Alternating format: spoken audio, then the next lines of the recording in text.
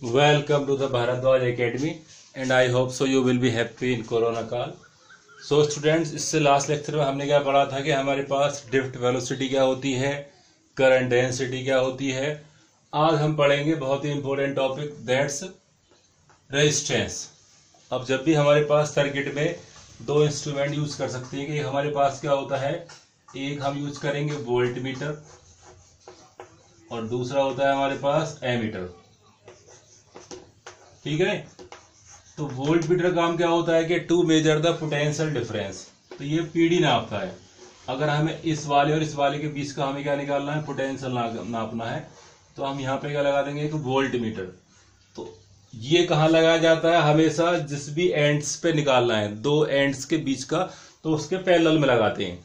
ठीक है, तो यहाँ पे पॉजिटिव है तो यहाँ भी पॉजिटिव और यहाँ पे क्या आएगा, नेगेटिव। दूसरा हमारे पास क्या होता है, एमीटर। एमीटर काम क्या होता है कि करंट को मेजर करना। अब यदि वो करंट मेजर करेगा तो उसको आप कहाँ लगा सकते हैं, सर्किट के सीरीज में। तो यहाँ पे क्या आएगा आपका एमीटर, यहाँ पे माइनस, ऊपर से क्या आया आपका प्लस। ठीक है रे, तो दो इंस्ट्रूमेंट हमारे पास होते हैं, एमीटर और क्या होता है, वोल्टेज। ठीक है रे, अब देखो रेजिस्टेंस बेसिकली क्या दिया था, ओम्स ने दिया था कि रेजिस्टेंस क्या होता है किसी भी सर्किट में। यदि आप किसी भी सर्किट में वोल्टेज का डिफरेंस बढ़ाते हैं तो करंट भी बढ़ जाती है। ठीक है ना, अगर वोल्टेज का डिफरेंस बढ़ता है तो करंट विल आल्सो इंक्रीज। अगर वोल्टेज डिफरेंस कम होता है तो करंट विल आल्सो डिक्रीज। ठीक है ना, तो इसका मतलब क्या है कि जो हमारा डेल्टा वी है that's proportional I, that's proportional I. इसका मतलब क्या है कि पोटेंशियल डिफरेंस बढ़ेगा तो करंट विल आल्सो इंक्रीज। अगर यदि हम इसको हटाएंगे तो क्या आता है, डेल्टा वी इक्वल टू के आई। ठीक है ना, और इस के आई को हमने क्या नाम दिया था यहाँ पे, आर। तो डेल्टा वी क्या हो जाएगा यहाँ पे, आर इंटू आई। तो सिंपल आर क्या हो जाएगा, यदि हम डेल्टा वी को कितना मान ले, वी मान ले, तो अपॉन आई, अपॉन आई। तो इसका मतलब क्या था, सिंपल डेफिनेशन हो सकती है, the ratio of potential difference and current in A close circuit will be resistance. तो किसी भी सर्किट के अंदर पोटेंशियल डिफरेंस और करंट का जो रेशो होता है उसको हम रेजिस्टेंस कहते हैं। ये हमने 10th क्लास में पढ़ा था। ठीक है ना, वेरी सिंपल। अब हम पढ़ते हैं कि इसका रियल मीन्स क्या होता है। तो अगर हम इसको थोड़ा ध्यान से समझते हैं, अगर हम कह रहे हैं कि यहां से हमारे पास नेगेटिव चार्ज मूव करेगा तो यहां पहुंचता है, तो यहाँ पे क्या बनेगा, नेगेटिव पोटेंशियल, और यहाँ पे क्या बनेगा, पॉजिटिव पोटेंशियल। अब देखो हमें पता है कि पॉजिटिव चार्ज कभी मूव नहीं करता, तो इसका मतलब क्या है कि इलेक्ट्रॉन विल मूव। तो इलेक्ट्रॉन्स कहाँ मूव कर सकते हैं, इस तरह। तो this is the path of electron. ठीक है ना, अब देखो हमने पढ़ा था कि यहाँ पे जो है इलेक्ट्रॉन इसके सर्किट के अंदर जो है वो मूव करेंगे, but in random motion, in random motion और जिगजैग मोशन। अगर जिगजैग मोशन में मूव करेंगे तो इसका मतलब क्या है कि कुछ इलेक्ट्रॉन इसके सामने भी आएंगे, तो they will collides head on. उनका जो कोलिजन्स होगा that will be head on. और हेड ऑन कोलिजन्स में क्या होता है, एनर्जी का लॉस होता है। सॉरी, हेड ऑन कोलिजन में क्या होता है, लॉस नहीं होता है, बट जितनी एनर्जी यहां पर होती है उतनी क्या हो जाएगी यहाँ पर, तो दैट्स विल चेंज। तो डेल्टा के क्या होता है वहां पे, चेंज का एनर्जी क्या होता है वहां पे, जीरो। तो मीन्स हर इलेक्ट्रॉन्स आपस में सामने स्ट्राइक नहीं करेगा, रैंडमली कुछ इलेक्ट्रॉन्स स्ट्राइक करते हैं। तो जो इलेक्ट्रॉन्स यहाँ पे अपोजिट स्ट्राइक करेंगे वो क्या करेंगे, इन इलेक्ट्रॉन की वीडी का, ड्रिफ्ट वेलोसिटी का अपोज करेंगे। क्या करेंगे, अपोज करेंगे। अगर वो अपोज करेंगे तो इसका मतलब क्या है, there will be abstractions, there will be abstractions in the path of electron with drift velocity. This abstractions will also called drift velocity की वजह से हमारे पास जो एब्स्ट्रैक्शंस होता है दैट्स मे कॉल्ड रेसिस्ट। तो they will always resist to the flow of current या flow of electrons. ठीक है ना, तो दैट्स एब्स्ट्रैक्शंस या दैट्स रेसिस्ट। तो रेसिस्ट का मीन्स क्या होता है, किसी भी चीज को अपोज करना। तो रेसिस्ट ऑफ द चार्ज, तो means resist of the electron in a circuit will called resistance. तो वो प्रॉपर्टी किसी भी कंडक्टर्स की जो इलेक्ट्रॉन्स की मोशन को अपोज करती है दैट्स विल कॉल रेजिस्टेंस। और ये प्रॉपर्टी होती है किसी भी कंडक्टर्स की। उस कंडक्टर्स के अंदर क्या है कि रेजिस्टेंस ज्यादा हो सकता है, कम हो सकता है। That's depend upon the nature of the conductor. अगर हम बात करते हैं कॉपर, तो कॉपर के अंदर क्या होता है, रेजिस्टेंस कम होता है। अगर रेजिस्टेंस कम होता है तो इसका मतलब हम इसको नापेंगे कैसे, अगर किसी सब्सटेंस के अंदर रेजिस्टेंस ज्यादा होता है तो there will be heat production. इसका मतलब क्या है कि देयर वहां पे क्या हो रहा है, कुछ एनर्जी हमारी कन्वर्ट हो रही है किसमें, हीट की फॉर्म में। तो फॉर्मूला क्या था हमारे पास, I² RT। ठीक है रे। अब देखो अगर हमारे पास सर्किट में रेजिस्टेंस ना हो तो फॉर्मूला क्या होता है, V = IR। तो I क्या हो जाएगा हमारे पास, डेल्टा V अपॉन R। अब अगर हमारे पास डेल्टा V भी है तो उसका मतलब क्या है कि देयर अगर रेजिस्टेंस नहीं है तो करंट विल नॉट जनरेट। तो करंट बनने के लिए रेजिस्टेंस जरूरी होता है, और रेजिस्टेंस क्या होता है, हमेशा अपोज करता है। क्या करता है, अपोज करता है। तो इसका मतलब क्या है कि अगर हमारे पास गुड कंडक्टर है तो that's will have less resistance, और अगर हमारे पास बैड कंडक्टर है तो उसका मतलब क्या है कि उसके पास रेजिस्टेंस ज्यादा होता है। अगर रेजिस्टेंस ज्यादा होता है तो इसका मतलब क्या है कि वहां पे मोशन ऑफ इलेक्ट्रॉन्स कम होते हैं, या मीन्स इम्पॉसिबल भी हो जाते हैं। ठीक है ना, तो वहां पे करंट नहीं बन पाती है। तो बहुत ज्यादा होता है रेजिस्टेंस तब भी करंट नहीं बनती है, और बहुत कम है तब भी क्या होती है, नहीं बनती है। तो इंसुलेटर के पास क्या होता है, हाई रेजिस्टेंस होता है तो वहां पे करंट नेग्लिजिबल बनती है। करंट क्या बनेगी वहां पे, नेग्लिजिबल, क्योंकि हमारा क्या है, आपका इनवर्स रिलेशन है। ठीक है। तो ये हमारा क्या होता है, रेजिस्टेंस। तो रेजिस्टेंस सिंपली क्या होता है, किसी भी कंडक्टर्स की वो प्रॉपर्टी जो मोशन ऑफ इलेक्ट्रॉन्स को अपोज करती है, उसको हम कहते हैं रेजिस्टेंस कहते हैं। और by definition according to Ohm's law, Ohm's ने क्या दिया है इसको नाम, कि अगर किसी भी सर्किट में अगर हम देखते हैं तो पोटेंशियल डिफरेंस और करंट का रेशो क्या आता है, कांस्टेंट। तो उसका मतलब क्या है, तो रेशो अगर हम ग्राफ प्लॉट करेंगे V वर्सेस I, तो देखो यहाँ पे क्या है, डेल्टा V। अगर आप इस पॉइंट से इस पॉइंट पर अगर निकालते हैं, यहाँ पे निकालते हैं, तो हमें क्या मिलती है, स्ट्रेट लाइन मिलती है। क्या मिलती है, स्ट्रेट लाइन। और ये स्ट्रेट लाइन जो है क्या डिपेंड करेगी, एक रेजिस्टेंस, मींस इस कंडक्टर्स की प्रॉपर्टी को, इस कंडक्टर्स की प्रॉपर्टी को। अब रेजिस्टेंस यदि हमें निकालना हो तो कैसे निकालेंगे, by the slope of graph. तो यदि हमने कोई ग्राफ प्लॉट करा है V वर्सेस I, और यदि हमने ग्राफ क्या करा होता प्लॉट I वर्सेस V, तो क्या आता है 1/R। क्या आता है 1/R। ठीक है नहीं। तो यहाँ पे क्या निकालेंगे, स्लोप ऑफ द ग्राफ, और वो क्या होता है tan थीटा। ठीक है नहीं। और tan थीटा क्या होता है, आपको याद होगा P/V। ठीक है नहीं। तो यहाँ पे क्या बन जाएगा, V/I tan थीटा। अगर हमारे पास ग्राफ क्या होता है I वर्सेस V, तब क्या निकालते हैं इसको, cot थीटा से। तो cot क्या हो जाएगा हमारे पास, I/V। ठीक है। तो उसका मतलब क्या है कि किसी भी सर्किट का यदि हम रेजिस्टेंस निकालना है और हमें ग्राफ पता है, तो अगर हमने डेल्टा भी नोट करा किसी पॉइंट पर और I नोट करा, तो दोनों का यदि हम रेशो निकालेंगे तो that's will be A resistance of the conductor. और यही क्या था आपका, ओम्स लॉ है। यही क्या है हमारा, ओम्स लॉ है। और ओम्स लॉ के लिए क्या है, हमारे पास कुछ लिमिटेशंस होती हैं। एक तो ओम्स लॉ क्या होता है, एट कांस्टेंट टेम्परेचर। ठीक है। दूसरा ये क्या होता है कि चलो ये तो हमारे पास फिजिकल कंडीशन है, दैट मस्ट बी सेम, तभी हम किस चीज की रेजिस्टेंस निकाल सकते हैं। दूसरा हमारे पास क्या है कि ये जो है ओनली कंडक्टर्स फॉलो करते हैं।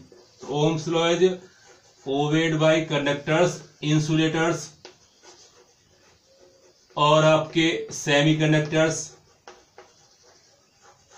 ठीक है। डायोड्स आप पढ़ेंगे चैप्टर के लास्ट में, बुक के लास्ट में आगे, सेकंड बुक के लास्ट में।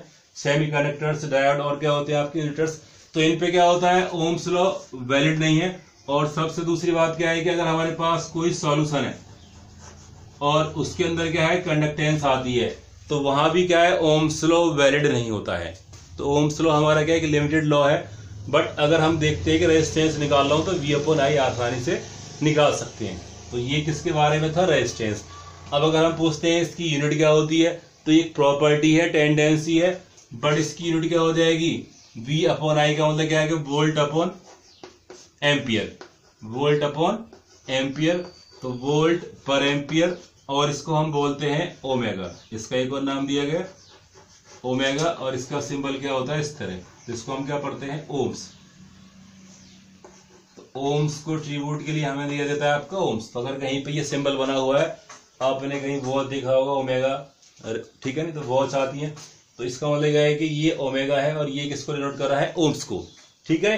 तो ओम्स क्या होता है, अगर आपसे पूछता है कि व्हाट इज 1 ओम, तो 1 ओम क्या हो जाएगा, 1 वोल्ट अपॉन 1 एम्पियर। यदि हमारे पास सर्किट में 1 वोल्ट का पोटेंशियल डिफरेंस है और करंट कितनी प्रोड्यूस होती है, 1 वोल्ट, या मींस अगर हमारे पास वोल्टेज रीडिंग क्या है, हमारे पास 1 वोल्ट और करंट रीडिंग क्या आ रही है हमारे पास में, एमीटर क्या रीड कर रहा है 1 एम्पियर, तो दोनों क्या डिपेंड करेंगे 1 ओम को, दोनों क्या डिपेंड करेंगे 1 ओम को, ठीक है ना। तो ये क्या है आपके बारे में, ओम्स के बारे में।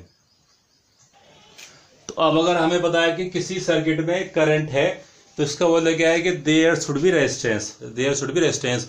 अगर रेजिस्टेंस नहीं होगा तो उसका मतलब क्या है कि करंट नहीं होती है। अगर हमारे पास इंसुलेटर है तो उसका रेजिस्टेंस क्या हो जाएगा, इनफाइनाइट।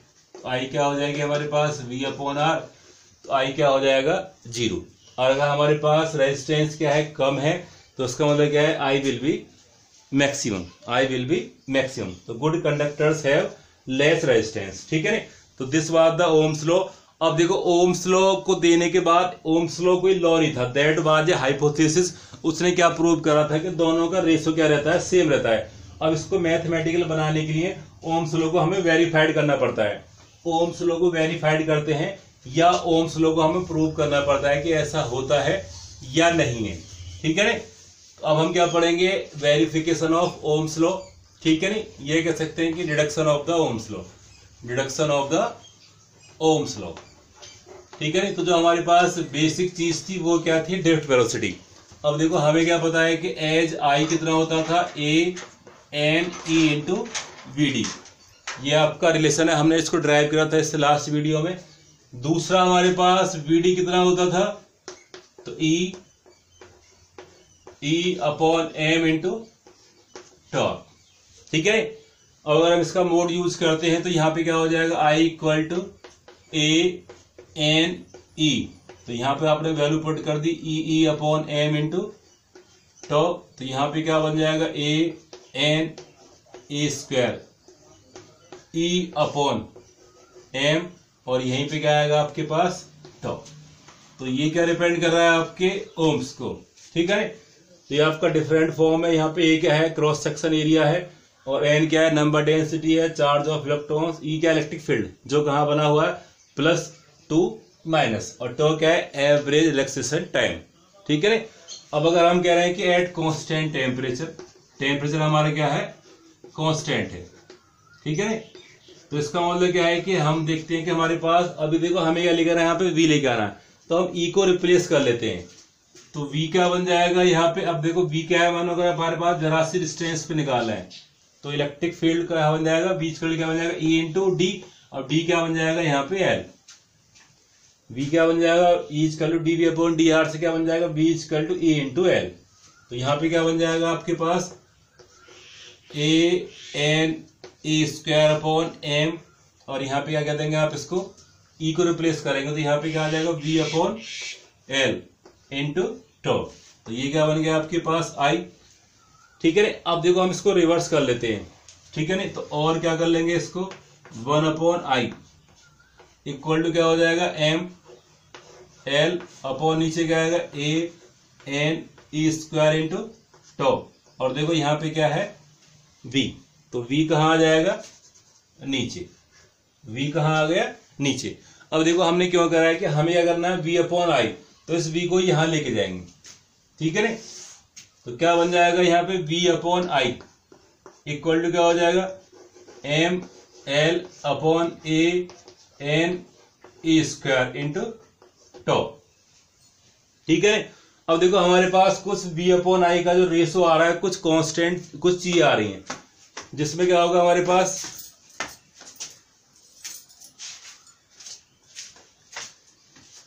उसमें हम क्या देख सकते हैं कि हमारे पास कुछ चीजें क्या रहती हैं, कांस्टेंट रहती हैं, ठीक है ना।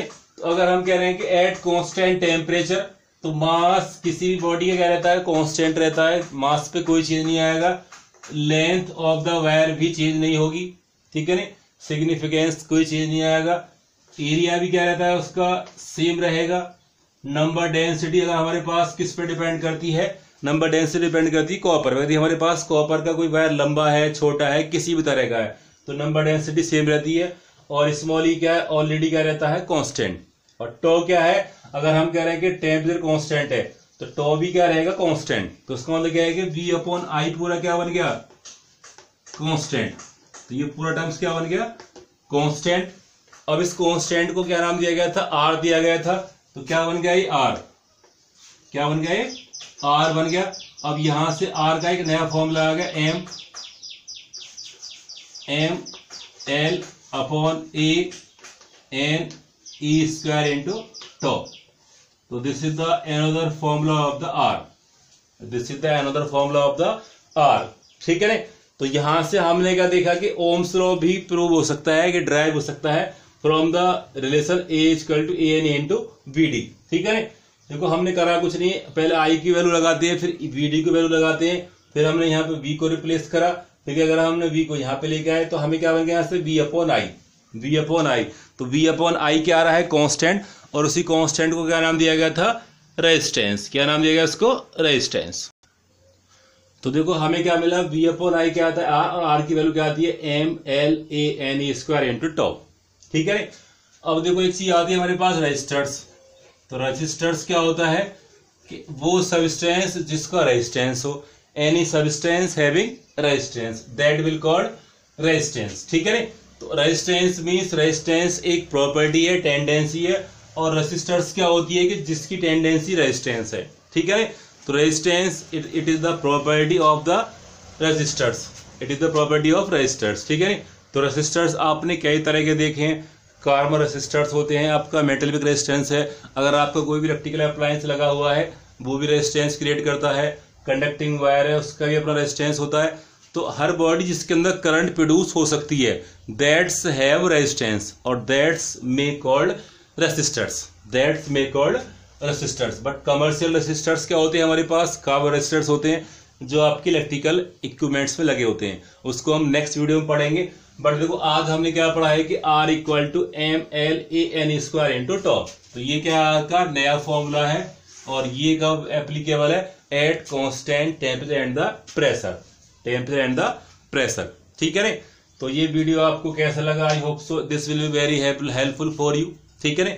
लाइक एंड शेयर करें, और कोरोना काल में क्या रहें, सेफ रहें, घर पे रहें, और हेल्दी रहें, और अपनी इम्यून पावर को स्ट्रॉन्ग करते रहें।